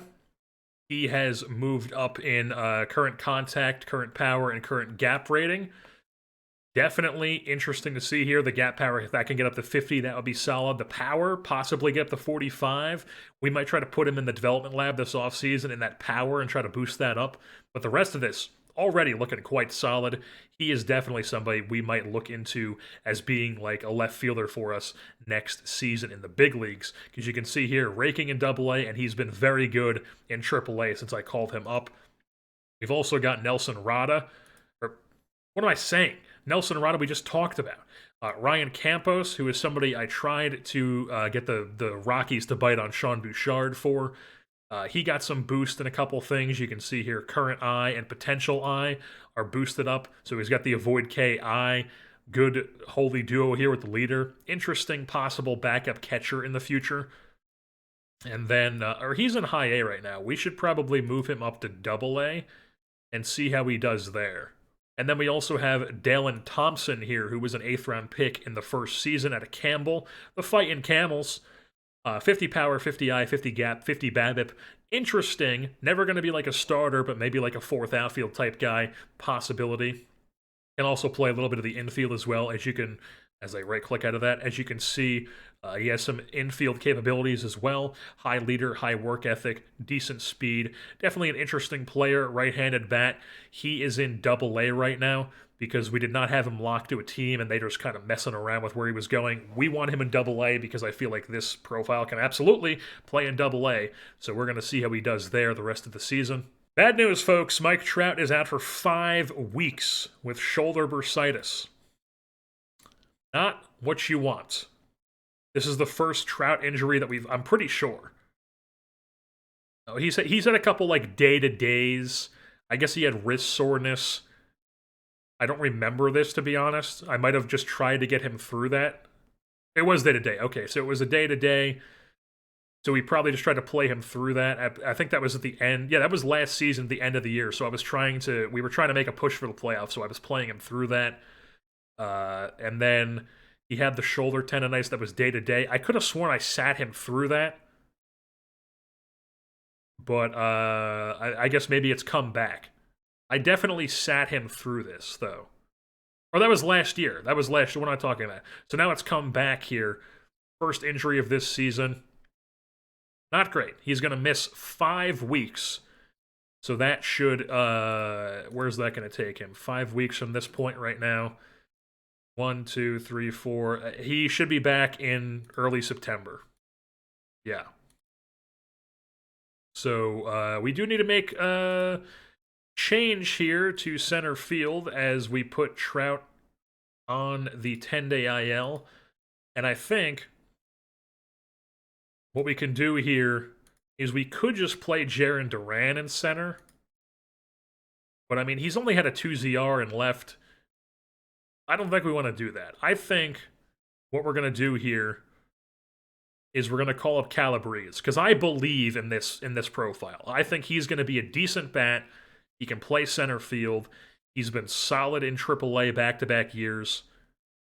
Didn't really get a chance in the big leagues in 7 games earlier this season. So we're going to call him up. David Calabrese. It could be Calabrese. That honestly would be the cooler name. But I will probably look up how to pronounce it here soon. But he's going to play center field for us against righties and against lefties, even though he's a lefty hitter. Lefties don't drop off too much, though, for him, so that is good to see. And then as far as the lineups go,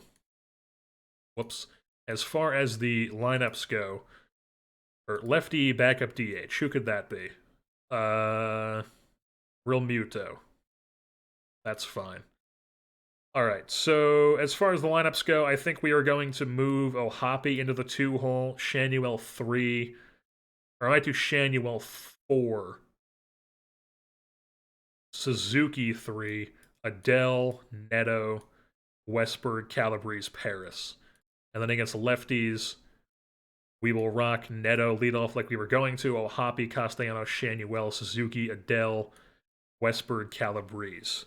And that is going to be the lineup while Mike Trout is out. So we are here on September 1st. That means it's time for roster expansion. And unfortunately, Chase Silseth, who has been solid in our bullpen as the long relief man, or that's his AAA numbers what I'm looking at, I guess he kind of fell off a little bit here at the FIP, but the ERA was still pretty good. He tore his UCL. He's out for 12 months. So Chase Silseth will be seeing you in 2028, essentially. And, yeah, not great for him, but a little bit of a silver lining. Hayden Birdsong, back from his torn labrum, I believe that he had. Yes, back from his torn labrum. He was on his IL stint, or his rehab assignment. We called him up. He is taking over that long relief role. I still believe in this stuff. Doesn't look like anything has really gone down too much after his injury. I've scouted him multiple times since then. We might have lucked out. So Hayden Birdsong is the long relief man now, emergency starting pitcher. We also called up KY Tang to be the long relief mop-up man from National Sports University. Extreme ground ball guy. We got him in the Tristan McKenzie trade. He was a add-on in that with the Taylor Ward. He was the second piece we got with Tristan McKenzie, who has been fantastic for us. Big pickup for us at the in last offseason. And then we also called up Alex Claudio again to be a specialist for us. Only pitch against lefties because he is much better against lefties than he is anything else, so we are going to have him be against lefties. And then that is what our bullpen was looking like. And then also, we had another injury happen. David Calabrese also hurt his shoulder. He's on the IL. We just put him on IL for 3 weeks. I don't want him messing around with the shoulder tendonitis, making it worse. He was not exactly doing well in his 30 games. Or I guess I want to say maybe 20 of those, 23 of those. He started 23 games, was not doing well. He was doing fine in center field defensively.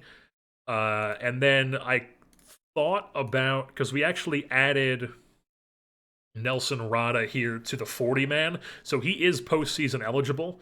I might still bring him up at some point and play him in a corner and then Duran in center.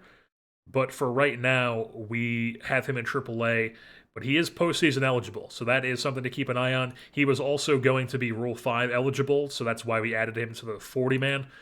Figured might as well get him postseason eligible here. He has been not raking, but he's been very solid in AAA after being very solid in AA for 2 seasons. So he's an option, but we just instead called up Jordan Adams to be our center fielder because he's got the 70 range. He's playing center field for us. And we've got the two black holes here on the bottom of our lineup, hoping Adams and Paris can pick up a little bit. It looks like Paris has picked up a little. Yeah, in July and August, or no, not AAA, Major League. July was bad. He's been much better in August here. He's actually driven in 13 runs and scored 12. That's fantastic to see. But Kyron Paris, not so much a black hole anymore. Hopefully, Adams can join him in that respective hitting. What is the word I'm looking for here? He can join him in being not a bad hitter. What I was trying to get fancy with the words for. Folks, we have made it to the end of the 2026 season, and the Los Angeles Angels have won 89 games, which is good enough for second place in the NL West and the top wild card spot. We'll be taking on the Seattle Mariners in a 3-game set in Anaheim. We are ready to get into that, but before we do that, we are going to go over how our team did, take a look around the league, all that good stuff. So, first things first, standings. Expanded standings. Baltimore wins the American League East. Yankees, Red Sox, Rays all in a big clump there, fighting for that second place spot. None of them make the playoffs. Twins win the Central. Tigers make the playoffs. Guardians just behind them with 80 wins as opposed to the 82 wins for the Tigers. Then you have our division. Rangers winning 95 games, us winning 89 games. This is the big thing. If you remember, early on in the season, we were like -4 run differential. I believe it was exactly -4 run differential when we got to the draft on June 1st. So sitting with a better run differential than the Rangers who won our division, the Twins who won the Central, we have the second best run differential in the entire American League here, only behind the Orioles. Very solid place to be sitting. And then, of course, the Braves just absolutely blowing everybody else out of the water with plus 144. You got to be feeling rough if you're the Reds here. Only 80 wins with a positive run differential. They lose out behind the Central, where the East we have the Braves and the Mets both making the playoffs. So Cubs, Cardinals in the Central. And then in the West, it is the Dodgers and the Padres with the Giants missing out. And then the D-backs and Rockies down here being stinky poo-poo. The Rockies particularly stinky poo-poo. Also the Marlins, my goodness, figure it out. But the Angels turned things around this season, and we are locked and ready to go. Unfortunately, 4-game skid heading into the playoffs, but that is fine. We will overlook that. We do have a couple things to go over before we get into the playoffs, like how our team is doing. What our pitching staff, I guess we could we're going to wait to go over this until we get into previewing the series, which we will get into in the next episode. But for now, we can go ahead and just take a look at how our team, or I guess we should go over little things, like sort by WAR here in the hitters. Logan O'Hoppe, 6.5 WAR, 158 WRC plus, almost 40 home runs, 39, 18 doubles, walking 13.6% of the time, 19.4 strikeout rate. Very solid season. Logan O'Hoppe, incredible. He also was a positive framer, and he had a sub-4 catcher ERA. Love to see that for Logan O'Hoppe. Zach Neto, second on the team with 4.3 WAR. Love to see that, doing his thing.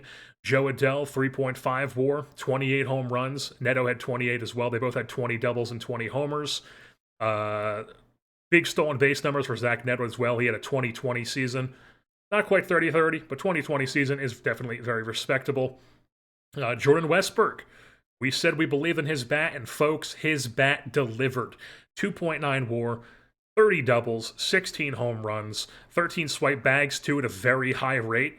Love to see it. Jordan Westburg, even a positive ZR at third base with a pretty mediocre third base rating here. Still putting up some solid numbers, Jordan Westburg. Jarren Duran, the waiver claim. Very solid for us. 2 WAR player, 20 doubles, 18 stolen bases. You'll take that 345 on base clip. You'll take that every day. He's playing center field for us, because we'll get into that a bit in a second here. Nolan Shanuel, unfortunately, a bit of a down year, but still a 120 WRC plus, 30 home runs, almost 30 doubles. We will take that. Still very, very solid. 800 OPS. We got Seiya Suzuki to come over from the deadline. basically a league average hitter, similar numbers as Duty was putting up there. With these type of numbers, I doubt we bring him back next season at 20 million. We're thinking that these 3, almost 4 worst seasons are probably behind him. Definitely not going to be bringing him back if he's going to put up something like this. So we'll probably non-tender him, maybe even trade him. We'll have to see how it goes. But I don't think he'll be back in next year's team. But he is going to be helping us here in the playoffs for now as our DH. Nick Castellanos only playing against lefties, and as you can see, 140 WRC plus here in limited time for us. Only playing against lefties, 188 WRC plus against lefties. Only 20 plate appearances against righties as a pinch hitter. Not hitting well as a pinch hitter there, but these are literally all pinch hit opportunities. So, pinch hitting is rough. It's not easy. Jake Cave, he was solid. Put up basically what we expected with him, 90-ish WRC plus, literally the exact same he had last year with Arizona. 16 doubles, 13 home runs. He was fine. Nothing to write home about, but he did what he was supposed to do. Definitely a downgrade from Taylor Ward, but we upgraded the pitching for Taylor Ward. JT Realmuto is actually our backup catcher right now because he's actually been quite good in limited time since coming up to be our backup catcher. Not a great defender anymore, but he's doing what he is at 35 years old, salvaging his career, making a one last playoff run here with the Los Angeles Angels. Nick Gonzalez on the bench, he was fine. Kyron Paris, 86 WRC plus. We will take that for what he is. He was a negative ZR player, which is definitely not what you want. Don't love to see that. Did that affect our... No, still the best zone rating and defensive efficiency. You can see here, taking a look at these. We were great in September. A little bit rough here in October, but that's just a couple games. And then the hitting. Second WAR. 4th in OBP, 4th in OPS, 5th in runs scored, 4th in extra base hits, 5th in home runs, struck out a ton, stole better bases, pitching, the second best ERA, the second best starters ERA, the 5th best bullpen. This was the thing that we really needed to improve when I was taking a look at that before the trade deadline. We improved it, folks.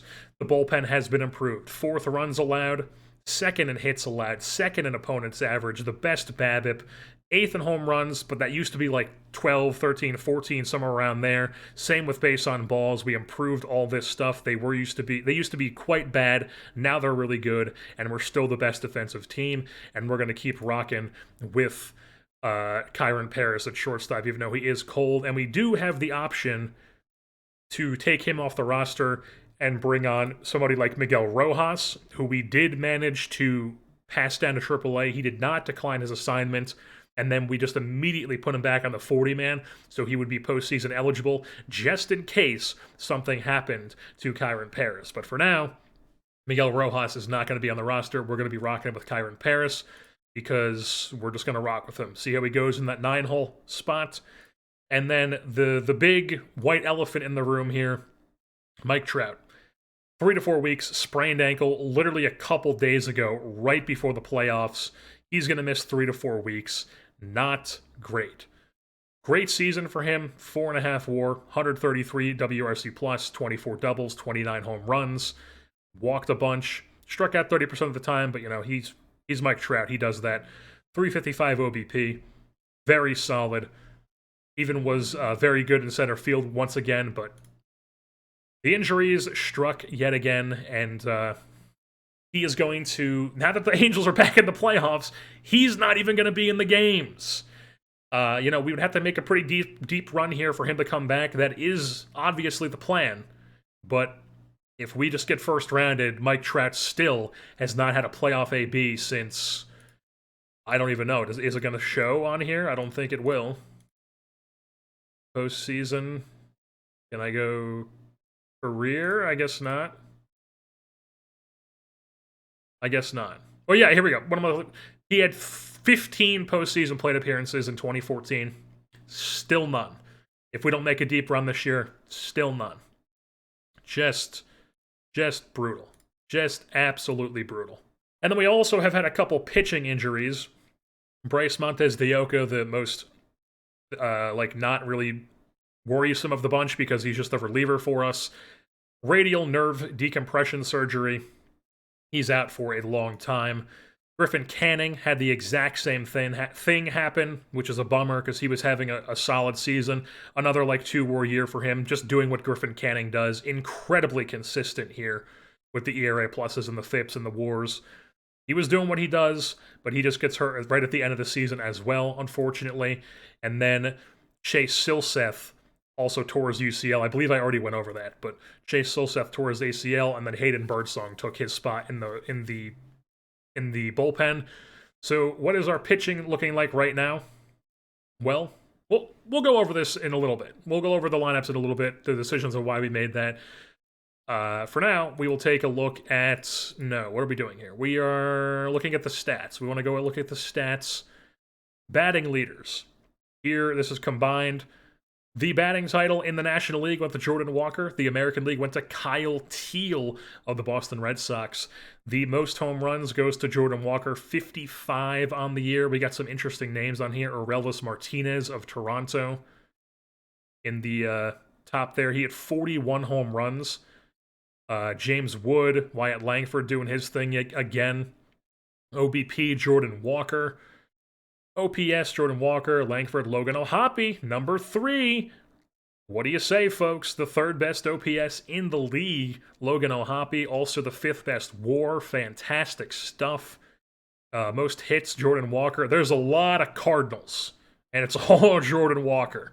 Just fantastic stuff for them. Doubles leader is Jacob Wilson from Grand Canyon, the for-profit university. Grand Canyon. Jacob Wilson, 59 doubles. Insane. This is the type of guy that I would be getting in my Royals save. Big avoid K, big contact, big gap power.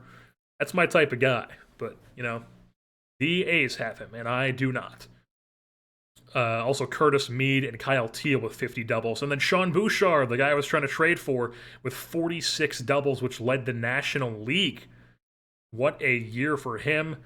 Fortunately, they would not trade him to us, even though they stink. But it's, Castellanos has worked out against lefties anyways. What else do we have here? The stolen bases, Victor Scott, more Cardinals. We got strikeouts, Nick Prado on the Mariners. Big strikeout guy, take advantage of that. Also, O'Neal Cruz is a Yankee. They just got him this deadline. Interesting. So he's kind of underachieved with Pittsburgh aside from 2024. And then he's been league average with the Yankees since being acquired. But O'Neal Cruz, no longer a shortstop and no longer a Pirate. He's the first baseman for the Yankees. Unfortunate for him. We move things on. Taking a look at the OPS Plus, Logan O'Hoppe.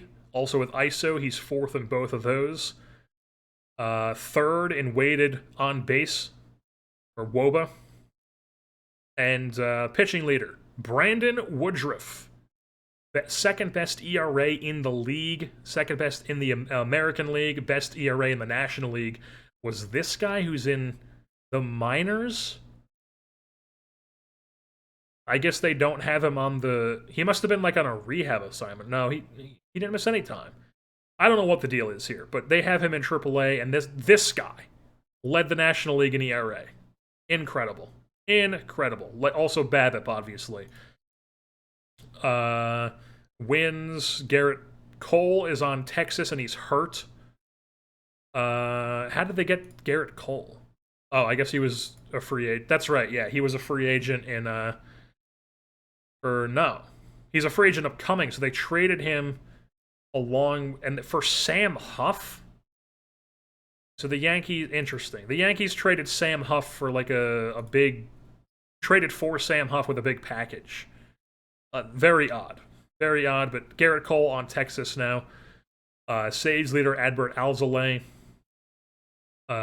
Pitcher WAR, Gallen, Bryce Miller, or Bobby Miller rather, Joe Musgrove, Spencer Strider, and Andrew Painter.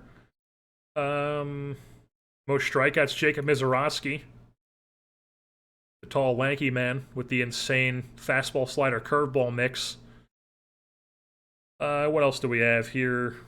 Strikeouts per 9, Mizorowski. Strikeouts per walk is Brian Wu for the Mariners.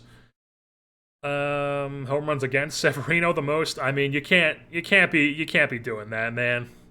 In Colorado, that's just you're hurting Sevy there, giving up all those home runs. But what else do we have here? ERA plus Brandon Woodruff, number 2 in the league. BABIP, the best was McClanahan. Second most shutdowns, Brusdar Graterol. Very, very good year for him. 116 innings out of the bullpen. Most appearances in the league. 3.7 R-WAR, 176 ERA plus, 84 FIP minus. We'll get a little bit more of a deep dive on our pitchers here in a second. Walks plus hits per 9. The most holds is 5th Graterol. And yeah, that's it. Any fielding leaders we had on here? That doesn't really count. 185. How did he play 185 games?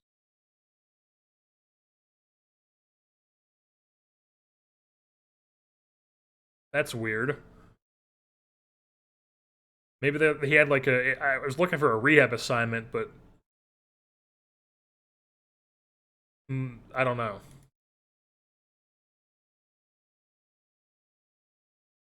He did not have a rehab assignment. I don't know how he got 185 games. That must be some weird visual glitch.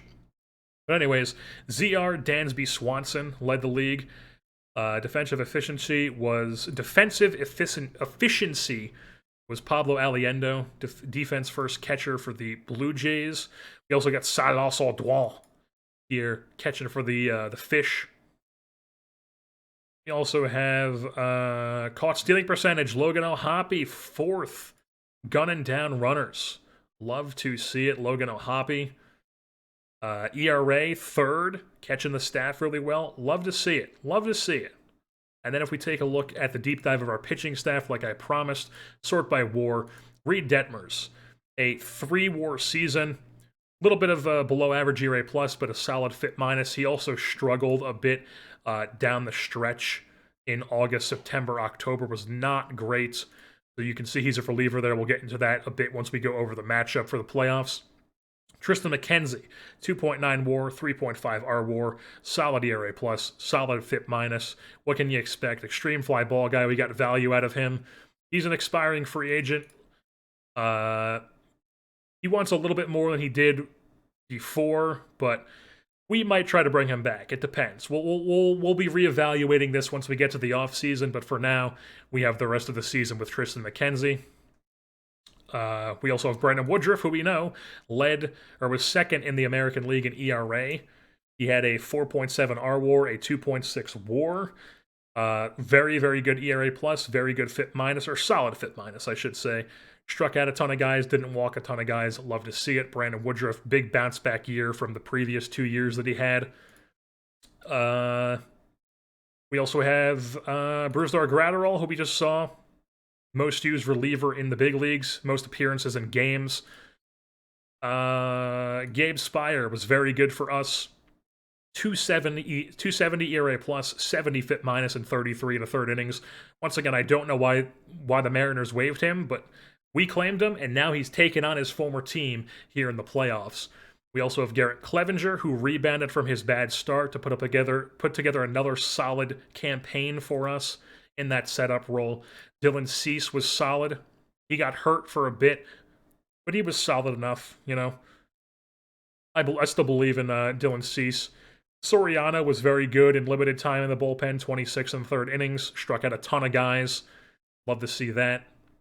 Cole Reagans was solid in the bullpen.